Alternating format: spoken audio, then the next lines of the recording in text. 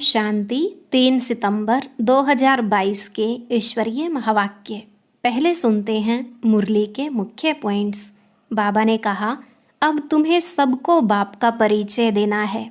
इन जैसा शुभ कार्य और कोई नहीं। ऐसे शुभ कार्य में देरी नहीं करनी चाहिए, नहीं तो आजकल करते करते काल खा जाएगा। अभी तुम बच्चों को ज्ञान की रोशनी मिली है। अगर तुम औरों को रोशनी नहीं देंगे तो कौन कहेंगे कि इनकी बुद्धि में रोशनी है। परंतु कई बच्चों में सर्विस करने का शौक नहीं है, कुटुंबवादी के मकड़ी रूपी जाल में फंसे हुए हैं। फिर बाबा ने कहा, वह लौकिक बच्चे तो तुम्हारी कुछ भी सेवा नहीं करेंगे। यही एक सबका बच्चा बनता है जो एकदम सबका खाना आबाद कर देता है। एक बाप की याद से सब दुख दूर हो जाते हैं। यह एक ही दवाई है योग की। इस योग से तुम पुण्य आत्मा बन जाते हो। बाप है रूहानी सर्जन और तुम उनके बच्चे बने हो तो तुम भी सर्जन ठहरे। तुम्हें आत्माओं को ज्ञान इंजेक्शन लगाना है। यह मन मना भव ही बड़े ते बड़ा इंजेक्शन है। बाप का फरमान है, जल्दी मेरे साथ सगाई कर दो। सगाई करने से ही वर्षे के हकदार बन सकते हैं। फिर लास्ट में बाबा ने कहा, बच्चों को कभी विकार में नहीं जाने देना। अगर वह तुम्हारी आज्ञा नहीं मानते हैं तो जैसे नाफरमान बरदार ठहरे। फिर अगर उनको धन दिया और उसने उससे पाप कर लिया तो उसका दंड तुम्हारे सिर पर आ जाएगा। अब सुनते हैं महावाक्यों को विस्तार से। मुरली का सार। मीठे बच्चे, शरीर पर कोई भरोसा नहीं, इसलिए जो शुभ कार्य करना है वह आज कर लो, कल पर नहीं छोड़ो। प्रश्न, अपना खाना आबाद करने अर्थात माला माल होने की युक्ति क्या है? उत्तर, शिव बाबा को अपना वारिस बच्चा बना दो तो वह तुम्हें 21 जन्मों के लिए माला माल कर देंगे। यह एक ही है जो सबका बच्चा बन सबका खाना आबाद कर देते हैं। परंतु कई डरते हैं, समझते हैं शायद सब कुछ देना पड़ेगा। बाबा कहते, डरने की बात नहीं, तुम अपने बच्चों आदि को संभालो, उनकी पालना करो, परंतु याद इस बच्चे को करो तो तुमको लाल कर देगा। अगर इस बच्चे पर बलि चढ़े तो तुम्हारी बहुत सेवा करेगा। ओम शांति। इस समय सब सेंटर्स पर जो भी बच्चे बैठे हैं वह जरूर समझते होंगे कि हम शिव बाबा के महावाक्य सुनते हैं और कोई ऐसी संस्था नहीं होगी, क्योंकि शाखाएं तो बहुतों की है ना। भले वह टेप आदि भी भरते होंगे जहां उन्हों की हेड ऑफिस होगी, जहां उन्हों का गुरु रहता होगा, उनको ही याद करते होंगे। निराकार परम पिता परमात्मा को तुम्हारे सिवाय कोई भी याद नहीं करते होंगे। इस संगम समय पर ही पारलौकिक बाप आते हैं, बच्चों को बैठ परिचय देते हैं और बच्चे निश्चय बुद्धि हो उसी धुन में रहते हैं। परम पिता परमात्मा इस समय ही मुरली चलाते हैं। शास्त्रों में भी है, कृष्ण मधुबन में मुरली बजाते हैं। मधुबन तो मुख्य है एक, बाकी सब जगह मुरली जाती है। मनुष्यों की बुद्धि में तो है कृष्ण मुरली बजाते हैं, शिव बाबा मुरली चलाते हैं। यह किसकी बुद्धि में कभी आ न सके, यह किसको पता नहीं है। जहां तहां तुम्हारे सेंटर्स खुलते हैं सभी यह समझते हैं शिव बाबा की मुरली बजती है ब्रह्मा द्वारा, जो फिर सब ज्ञान गंगाएं सुनकर औरों को सुनाती हैं।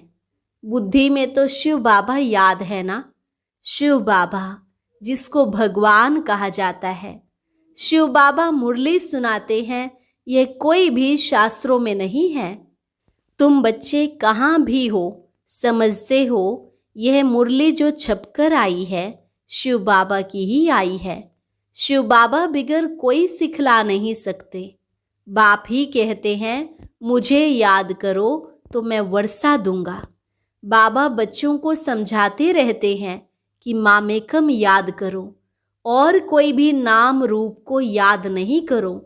साकार मनुष्यों के फोटो आदि तो जन्म जन्मांतर इकट्ठे करते आए हो, उपासना करते आए हो। देवताओं आदि के चित्र रखना ये सब तुम्हारा छूट जाता है। भक्ति मार्ग में आत्माएं बाप को याद करती हैं। शरीर को तो सब याद करते जब देह अभिमानी बनते हैं। बाप घड़ी घड़ी कहते हैं अपने को आत्मा समझ, बाप को याद करते रहो। आत्मा ही पतित दुखी बनी है। आत्मा कहती है मैं महाराजा था, अब रंक बन गया हूं। तुमको अब स्मृति आई है, हम बाबा के बच्चे हैं। बाबा से हमने वर्षा पाया था। अब बाप कहते हैं सबको बाप का परिचय दो। इन जैसा शुभ कार्य कोई होता नहीं। इस शुभ कार्य में देरी नहीं करनी चाहिए। शरीर पर तो भरोसा नहीं है, न जवान पर न बूढ़े पर। इसलिए जो कुछ करना है सो आज करना है। आजकल करते करते काल खा जाएगा। बाप ने कितनी बड़ी हॉस्पिटल कम यूनिवर्सिटी खोली है जिससे हेल्थ वेल्थ हैप्पीनेस मिलती है। हेल्थ वेल्थ है तो हैप्पी है ही है। निरोगी काया है, धन है तो मनुष्य सुखी है।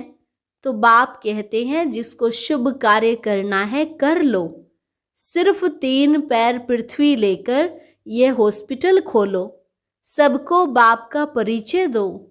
बाप स्वर्ग का रचयिता है तो जरूर बाप से स्वर्ग का वर्षा मिलना चाहिए। भारतवासियों को वर्षा था ना। इन बातों को भारतवासी सहज समझ सकेंगे। भगवान को ढूंढने के लिए मंदिर हैं। आर्य समाजी लोग तो देवताओं को मानते ही नहीं, इसलिए समझते हैं ये चित्र आदि जो बनाए हैं ये सब पाखंड है। विघ्न तो बहुत पड़ते रहेंगे। समझाना तो बड़ा सहज है। बाप का फरमान है जल्दी मेरे साथ सगाई तो कर दो। सगाई करने से ही वर्षे के हकदार बन सकते हैं। बाप रूहानी सर्जन हैं। तुम उनके बच्चे कहलाते हो तो तुम भी सर्जन ठहरे।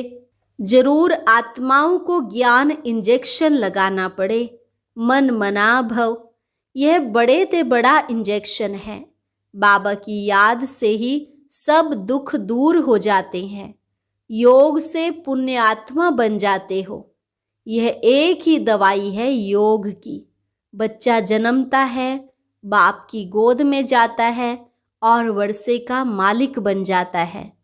तुमको अभी पता है कि हम बेहद के बाप से वर्षा लेते हैं याद से। याद में ही अनेक प्रकार के विघ्न पड़ते हैं, इसलिए याद को पक्का करते जाओ।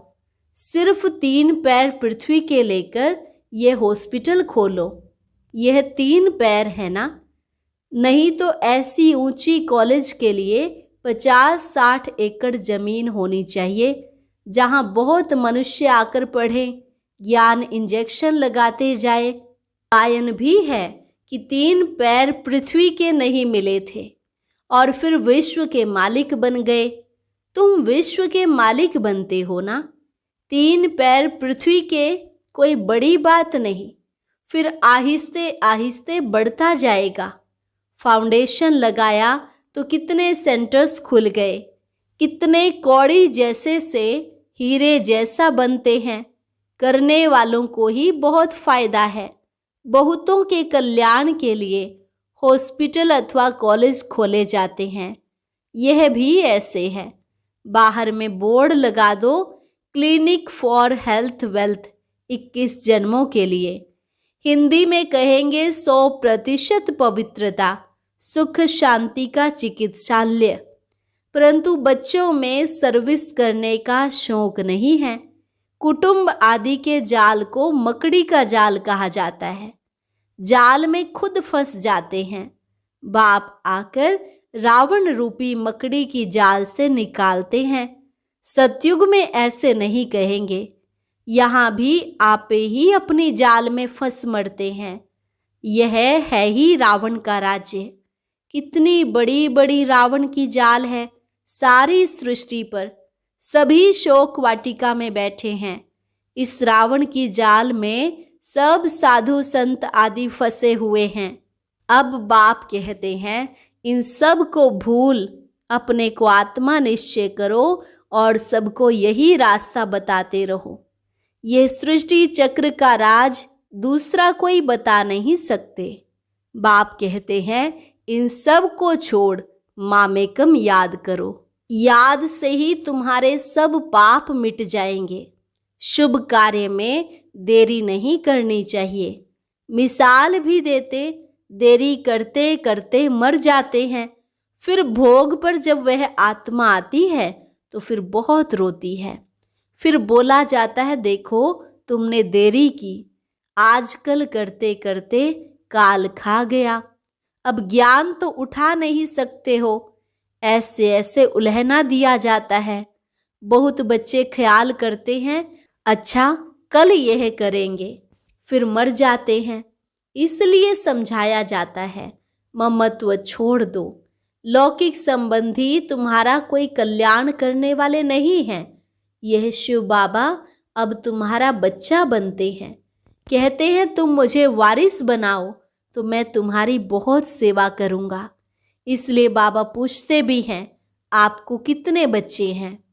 मुझ शिव को अपना बच्चा बनाया तो माला माल हो जाएंगे 21 जन्मों के लिए। कन्या तो अपने घर जाती है, बच्चे के लिए कितना हैरान होते हैं। बच्चा नहीं होता है तो दूसरी तीसरी शादी भी करते हैं। बाप कहते हैं, वह लौकिक बच्चे तो तुम्हारी कुछ भी सेवा नहीं करेंगे। यही एक सबका बच्चा बनता है, एकदम सबका खाना आबाद करने। परंतु कई डरते हैं कि सब कुछ देना पड़ेगा, क्या होगा। बाप कहते हैं, अपने बच्चों आदि की पालना तो करनी ही है, परंतु याद इस बच्चे को करो, यह तो तुमको लाल कर देगा। काशी के मंदिर में जाकर बलि चढ़ते हैं, समझते हैं शिव पर बलि चढ़ने से जीवन मुक्ति मिलनी है। वास्तव में बात यहाँ की है, कहाँ की बात कहाँ ले गए हैं। अगर तुम इस बच्चे पर बलि चढ़े तो यह तुम्हारी बहुत सेवा करेंगे, स्वर्ग में महल दे देंगे। वह बच्चा तो कुछ भी नहीं करेगा, करके ब्राह्मण आदि खिलाएंगे। मनुष्य दान पुण्य आदि जो करते हैं सो अपने लिए ही करते हैं। तो यह हॉस्पिटल खोलना कितना पुण्य है। साहूकार लोग 10-15 हॉस्पिटल खोल सकते हैं। यह पैसे आदि तो सब खत्म हो जाएंगे। तुम किराए पर मकान लेकर 50,000 में 50 हॉस्पिटल खोल दो, फिर वह आपे ही अपने पैर पर खड़े हो जाएंगे। बाप कितनी सहज युक्तियां सर्विस की बताते हैं। गंगा के कंठे पर जाकर सर्विस करो, अपनी पीठ पर यह बाबा का परिचय लगा दो, आपे ही पढ़ते रहेंगे। देह अभिमान छोड़ना है। कोई साहूकार ऐसे करे तो सब कहेंगे, वाह इनको तो देह अभिमान बिल्कुल नहीं है। बाप का परिचय देना है। बाप स्वर्ग का रचयिता है तो फिर हम नरक में क्यों पड़े हैं। अभी बाप आए हैं, कहते हैं देह के सब संबंध छोड़ मुझे याद करो। भारत स्वर्ग से नरक कैसे बना, लक्ष्मी नारायण ने 84 जन्म कैसे लिए, आओ तो हम कथा सुनाएं, ढेर इकट्ठे हो जाएं। पतित पावनी गंगा को भी कहते हैं तो जमुना को भी कहते हैं। अच्छा गंगा पतित पावनी है तो एक को पकड़ो ना। अब तुम बच्चों ने ड्रामा को जाना है, फिर समझाना है। अगर औरों को रोशनी नहीं देंगे तो कौन कहेंगे कि इनकी बुद्धि में रोशनी है। सर्जन इंजेक्शन लगा न सके तो उनको सर्जन कौन कहेगा। तुम बच्चों को सारी रोशनी मिली है। 84 जन्मों का राज बुद्धि में है। तुम इस ड्रामा को और एक्टर्स की एक्ट को जानते हो। ऊंचे ते ऊंच एक्ट है बाप की, बच्चों के साथ पार्ट बजाते हैं। तुम भारत को स्वर्ग बनाते हो, परंतु हो गुप्त, incognito, non violence, Shiv Shakti सेना। उनकी सब बातें जिस्मानी हैं। कितने कुंभ के मेले में जाते हैं, यहाँ जिस्मानी कोई बात नहीं। तुम उठते बैठते चलते यात्रा पर हो, याद से तुम पावन बनते हो। बाबा कहते हैं तुम कर्म करते समय भी शिव बाबा को याद करो। वे फिर कह देते हैं सब में परमात्मा है। फर्क हो गया ना। बाप कहते हैं जहां भी बैठो मुझे याद करो। फिर सर्विस भी करनी चाहिए। मंदिरों में बहुत भक्त जाते हैं, बस यह चित्र पीठ पर लगा दो, बाप का परिचय देते रहो। युक्तियां तो बहुत बतलाते हैं, शमशान में जाकर समझाओ। निराकार बाप की महिमा और श्री कृष्ण की महिमा। अब बताओ गीता का भगवान कौन? साथ में चित्र भी हो। सर्विस तुम बहुत कर सकते हो। फीमेल करे व कोई कुमारी करे तो अहो सौभाग्य। कन्या तो सबसे अच्छी। कन्याओं का कन्हैया बाप है निराकार। कन्हैया कृष्ण नहीं था, यह है बाप। बाप को ख्याल आता है कि बच्चों को कैसे सिखलाऊं। कल्प पहले भी ड्रामानुसार ऐसे ही समझाया था, फिर आज समझाता हूं। तो तुमको भी अंधों की लाठी बनना चाहिए। जिन बच्चों को परिचय मिलता है वे फिर औरों को ले आते हैं, उसका भी पुण्य होता है। अपने पास हिसाब रखो, जितना करेंगे फल तो मिलेगा ना। कोई को ले आते हैं तो उनका भी बहुत कल्याण हो जाता है। इस धंधे में बच्चों का बहुत अटेंशन चाहिए। सर्विस नहीं करेंगे तो मिलेगा क्या? सर्विस, सर्विस और सर्विस। तुम कहते भी हो हम गॉड की सर्विस पर हैं। घर की सर्विस भी भले करो। बाप शिक्षा देते हैं बच्चों को कभी विकार में नहीं जाने देना। अगर वह तुम्हारी आज्ञा नहीं मानते हैं तो जैसे नाफरमान बरदार ठहरे। अगर उसको धन दिया, उसने उससे पाप कर लिया तो उसका दंड तुम्हारे सिर पर आ जाएगा। बाबा तो राय देते हैं ना, परंतु बहुत हैं जो करके पीछे बताते हैं। तो बच्चों को सर्विस के लिए अनेक प्रकार की युक्तियां बताते हैं। तुम बच्चों को यही धंधा करना है। ट्रेन में भी यही सर्विस करते रहो तो बाप भी खुश होगा और भविष्य 21 जन्मों के लिए सदा सुख का वर्षा मिल जाएगा। अच्छा, मीठे मीठे सिकिलधे बच्चों प्रति माता पिता बाप दादा का याद प्यार और गुड मॉर्निंग। रूहानी बाप की रूहानी बच्चों को नमस्ते। रूहानी बच्चों की रूहानी बाप दादा को नमस्ते नमस्ते, गुड मॉर्निंग। धारणा के लिए मुख्य सार। पहली पॉइंट, माया ने जो बहुत बड़ी जाल बिछाई है, अब बाप की याद से उस जाल से निकलना है। शुभ कार्य में लग जाना है। किसी देहधारी की जाल में नहीं फंसना है। सबसे ममत्व निकाल देना है। दूसरी पॉइंट, ज्ञान की जो रोशनी मिली है वे सबको देनी है। देह अभिमान को छोड़ भिन्न भिन्न युक्तियों से सर्विस करनी है। अंधों की लाठी बनना है।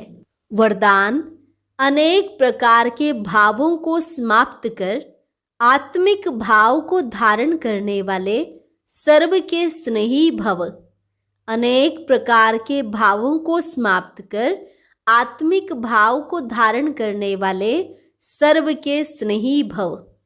देह अभिमान में रहने से अनेक प्रकार के भाव उत्पन्न होते हैं।